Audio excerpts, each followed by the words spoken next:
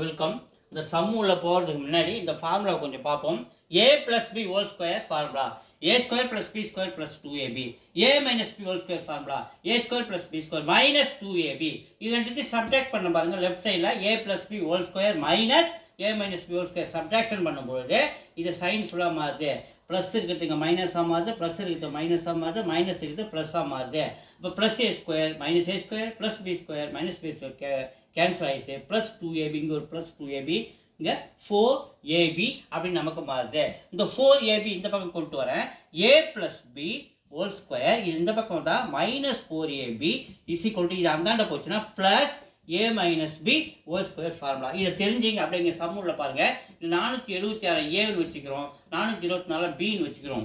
அப்போ a plus b whole square formula minus 4 into இது a இது b இஸ் ஈக்குவல் டு எதுக்கு சமம் இங்கே பாருங்க. a plus b whole square minus 4ab is equal to a minus b whole squareக்கு formula.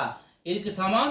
a minus b whole squareக்கு formula. இங்கே நம்ம a என்னன்னு வச்சுக்கிறோம் 476 மைனஸ் b என்னன்னு வச்சுக்கிறோம் 424 ஹோல் ஸ்கொயர். ரெண்டுத்தையும் சப்ட்ராக்ட் பண்ணா நமக்கு 52 ஸ்கொயர். ஸ்கொயர் பண்ணா 2704.